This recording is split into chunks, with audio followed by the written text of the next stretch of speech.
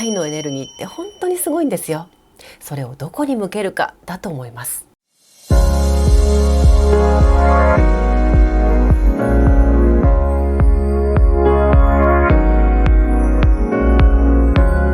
はい、皆様こんにちは。大福まめこです。いつもご視聴ありがとうございます。今回は離婚したいけど迷っている、決断できないという方のために、離婚すべきかどうかを見極めるポイント、サインについてお話ししたいと思います。このチャンネルでは引き寄せの法則や潜在意識、心理学など目には見えないけれど幸せになるために大切なことについて分かりやすくお話ししています。グッドボタンとチャンネル登録、そして通知のベルボタンもよろしくお願いいたします。各種 SNS もフォローよろしくお願いいたします。はい、では今回は離婚したいけど迷っている人、その迷いは大切なサインですというテーマでお話ししてみます。今回のお話はね、離婚を全く考えてない方にとってはちょっと関係ない話になるかもしれないんですけど、今悩んでいる方のためにお役に立てるかなと思ってお話ししてみようと思いました。ご夫婦の方、パートナーがいらっしゃる方もね、この機会にお互いの関係を見直すきっかけになればいいなと思います。私がね、過去の動画で自分が離婚する時にね、すごくどん底だった時のお話よくしているので、コメント欄に離婚を迷っている方が時々来られるんです。でもさすがにね、コメント欄なんかでは的確なお答えってできませんし、それぞれのね、ご家庭の事情にもよりますから、この動画を見てご自身で考える時の参考にしていただければと思います。2024年8月のデータでは、日本の離婚率は約3組に1組と言われています。厚生労働省によると、離婚件数自体はここ20年で約4割減ってるんですが、同居期間が20年以上の、夫婦が離婚する熟年離婚というのが、離婚した人全体の 23.5% と過去最高になっているそうです。離婚の原因として性格の不一致が常に上位に入っています。またね、役職定年による給与の減少や、介護状態になる前に離婚をしたいというね、こういった思いなどが離婚につながる原因となっているそうです。今は昔ほど離婚が珍しくなくなった感じがしますよね。それほど世間体を気にしなくてもいい空気になってきたと思います。バツありの方や新ママさん向けの婚活アプリもあるそうです。でね、私もバツイチ、私の母もバツイチなので、離婚したね、親の気持ち、子供の気持ち、両方わかります。離婚しないでね、幸せに暮らせるのが一番なんですけどね。で、今回なぜこういうテーマにしたのかというと、離婚を迷っている方がスピリチュアルでよく言われることをそのまま当てはめてしまうと、ちょっと危険なこともあるなと思ったので、気をつけてほしいなと思ったからです。引き寄せの法則とか願望実現には行動することが大事だよ。行動してくださいねってよく言われますよね。私も動画で常々言ってきました。で、これ注意してほしいんですけど、結婚生活がうまくいっていない人、離婚したいと思っている人にとっての行動イコール即離婚ということじゃないですからね。そういう単純な話ではないので気をつけてください。例えばですよ、専業主婦で、貯金も仕事もない状態で、お子さんもねまだ小さいのに、スピリチュアルだけで離婚しても大丈夫なんですよね。神社参拝や引き寄せの法則だけでうまくいくんですよね。ゾロ目をよく見るのは離婚していいってことですよね。怖いのはゴーサインですよね、なんて、そういう安易な考え方はしないでくださいね。もちろんね、ご主人とか奥さんからの DV とか、人格否定など度を越したモラハラ、あとはお子さんへの虐待とかネグレクト、こういったね悪質な場合はすぐにでも逃げないといけません。自己保身のために見て見ぬふりはしないでくださいね。親には子供を養育して守る義務があるんです。お子さんを犠牲にしたり身代わりにするようなことだけは絶対にやめてください。でもまだそこまでひどいわけじゃない、こういうところさえ直してくれればやり直せると思うとか、まだ迷っている、決めかねているという方は、その迷い自体が今はまだその時期ではないよっていうサインだと思っていいと思います。迷いが生じる一番の大きな原因はやっぱりお子さんのことではないでしょうか。例えばね、お子さんの学校のこと、転校したりして学校を変えさせたくないとか、お友達との関係とかいろいろあるでしょう。思春期や受験の時期なんかと重なるとね、精神的なダメージが心配とか、いろいろね、親としては心配事がありますよね。同じぐらい大きいのが経済的な不安だと思います。自分のお給料だけでは家を出て家賃も払って、子育てしていく自信がないとか、子供になるべくお金の心配をさせずにいい教育をさせてやりたいとか、親ですから悩みますよね。で、自分をまず大切に、自分の本音に素直になることが大事だよってスピリチュアルではよく言われます。でもやっぱり親にとってはもう自分以上に大切なかけがえのない存在ですからね。子供を悲しませてまで自分の思うようにはできないというのが本音だと思います。ですから高校生以下のお子さんがいらっしゃる場合は、離婚はね、現実的なタイミングを見計らう必要があると思います。でね、女性もしっかりした安定したお給料をいただけているお仕事されてるんならいいんです。でもそうでないとしたら、貯金などある程度の準備をしたり、お子さんの成長段階などを考慮してベストなタイミングを待つ猶予期間も必要かなと思います。離婚ってね、しようと思えばいつでもできるんですよ。で、迷うってことは迷えるだけの心の余裕がまだあるってことなの。もう本当に限界だと離婚するか死ぬかぐらいの崖っぷちですからね。もうこの苦しみから逃れられるなら何でもする、何も怖いものなんかないぐらいの気持ちに、なれるはずなんです。でも離婚にまつわるいろんな話し合いとか手続きがただ面倒くさいだけなんだったら、到底離婚なんてできませんし、まだ修復できる可能性があると思います。離婚ってね、マジでめちゃくちゃパワーいりますから、今の私にあれもう一回やれって言われたらもうできる自信ないです。あの時はとにかくもう子供と自分のためにも必死で、まさしくカジマのバカ力って感じでした。離婚までのほんの一時期の面倒なことなんて全然へっちゃらだわ。この先まだ何十年、子供が巣立ってからもずっと夫婦関係を続けることの方がよっぽど辛いわって思うんだったら、面倒だなんて思わないはずなんですよ。離婚をネガティブな選択だと思わず、ポジティブなことでやっと自由になれる、やっとほっと安心できるって思えるかどうかですね。ですから離婚を迷っている、その迷いがあること自体がまだ修復の余地があるよ、今はまだそのタイミングではないよっていうサインだと思っていいと思います。これは私のことなんですけど、私が小学校2年生の時に母と2人で家を出て、その翌年に母が離婚しました。で、私も母と娘の親子2代で離婚なんてってちょっと世間体も気にしたりもしましたし、やっぱり子供の影響を一番に考えてずっと迷い続けて何年も過ごしました。で、元夫は子供にとってとっても優しい父親でしたし、でお互いに子供と離れることはとっても辛いと思ったので、向こうも我慢してくれていたんじゃないかなと思います。でも子供が成長して、手を離れる年齢になった時に、事態が急激に悪化するようなことがあって、で本当にどん底の大底になった時に自然にそういうタイミングがやってきました。以前も動画でお話ししたんですけど、もう苦しくてもう耐えられない、もう1年も無理だって思ってどうしようってお手上げだってなった時に、天井が部屋の天井がさーっと開いて、で太陽の光がパーって差し込むようなビジョンが見えたんですね。でその瞬間、家を出ようっていうインスピレーションがパッと降りてきて、もう即決断しました。でもその決断に至るまでには何年も悩んだし迷いました。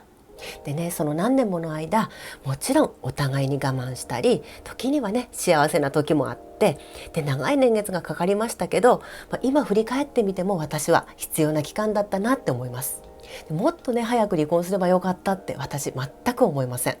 でたくさん家族の思い出もできましたし、で子供にとっても私にとってもベストなタイミングだったと思います。ですからまだ迷いがあるのであれば、行動イコール離婚ということではなく、もう一度家族関係、夫婦関係の修復を試みることも今必要な行動だと思ってみてもいいのではないでしょうか。でもそれを自分さえ我慢すればいいんだって思うんじゃなくて、みんなが幸せになることを自分の幸せだと本当に思えるかどうか、それを確かめるためのチャレンジだと思ってほしいんです。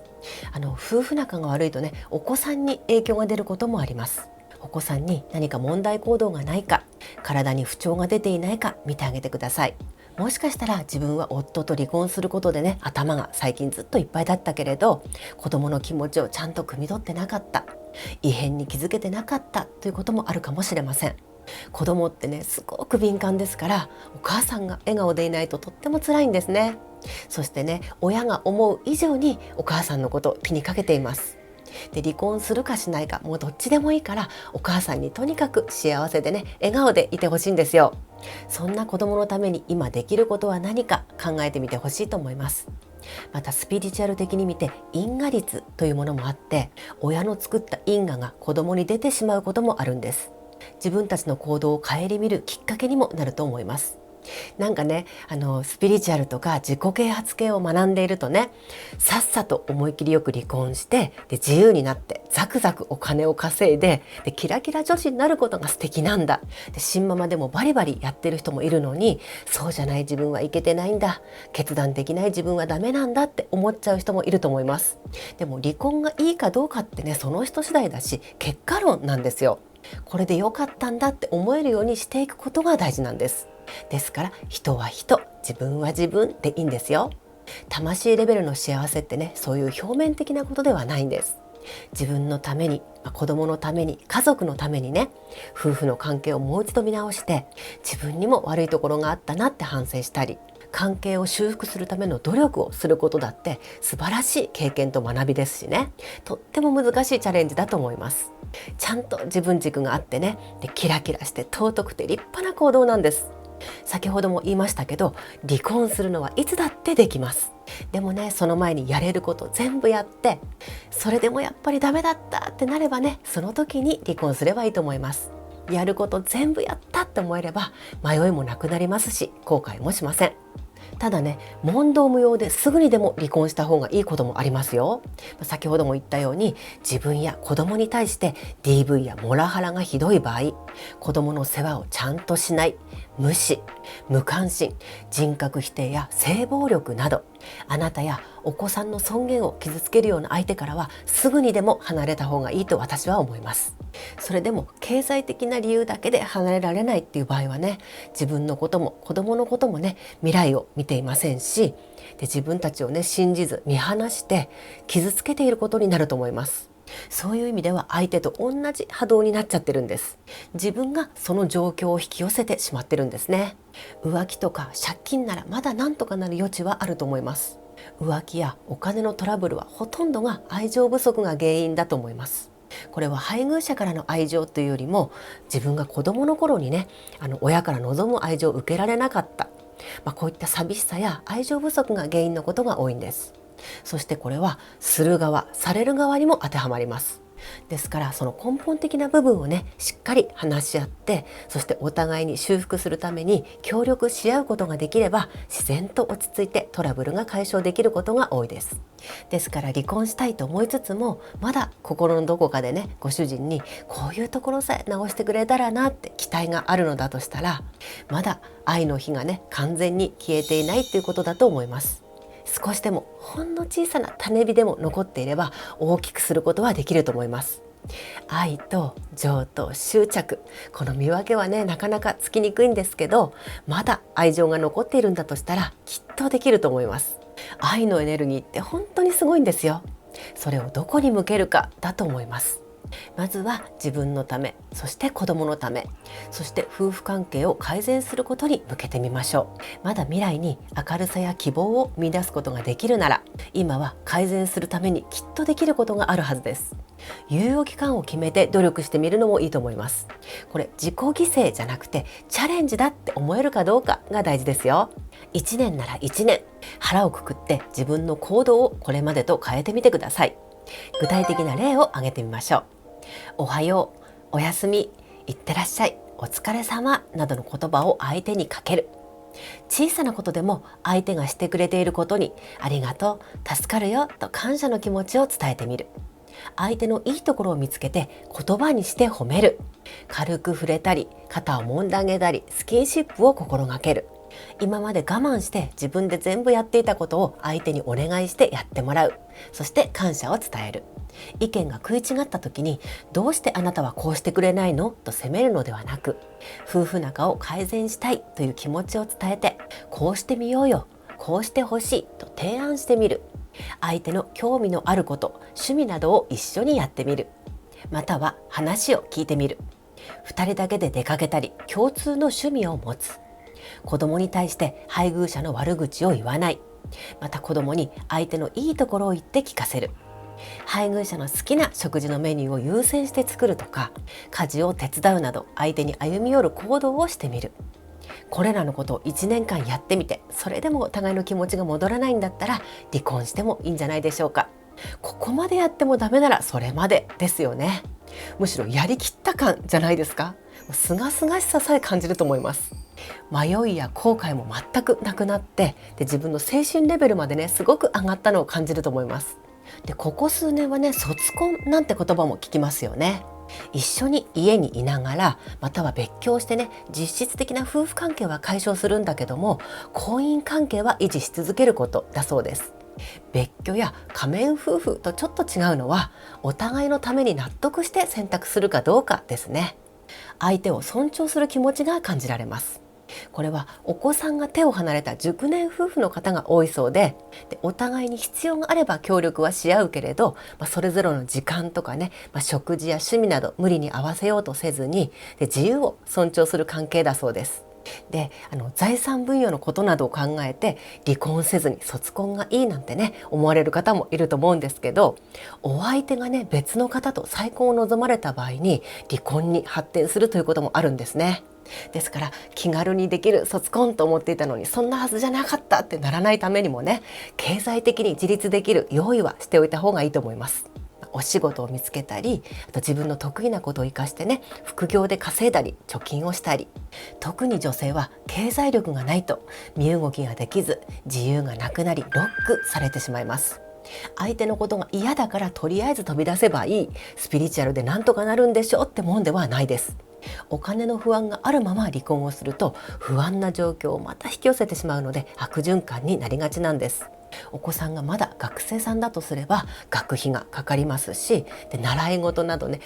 とにかく本当にお金がかかります。ですからスピリチュアル頼みだけではなくて現実をしっかり見ないと大変なことになります。先ほども言ったようなこの猶予期間にね仕事を見つけて自分のお金もしっかり蓄えておくと、どちらに転んだとしてもうまくいきます。それはなぜか、女性はお金があることで心の余裕が生まれるからです。そして自分をもっと大切にしようという気持ちも生まれます。出ていこうと思えば私はいつでも出られるんだっていう気持ちになれると、自己犠牲をしなくてよくなって堂々と強気でいられるようになります。そしてあなたの稼いだお金なんだから罪悪感を持たなくていいんですよ。そうするとね、言葉や表情にもどんどん力が出てきて女性としての魅力まで増すんです。ご主人もね、なんだかあなたが最近生き生きと輝いていると手放したくないって思い始めたり、惚れ直して優しくなってくれたりします。逆にあなたの機嫌を取り始めるようになったりします。結局自分の価値を自分が一番認めて、そして本来のパワーを使って自分を思いっきり愛してあげるからこそお金も入ってくるし、相手からも大切にされ愛されるんです。もしあなたにねとっても能力があるのに働かせてくれないんだとしたら、過度の束縛ですし経済的 DV に当たりますので、離婚を真剣に考えた方がいいかもしれません。まとめると、離婚するだけが行動ではなく、関係修復のために今できる行動をしたり、自分というものの価値をアウトプットするための行動をすることも大事だということです。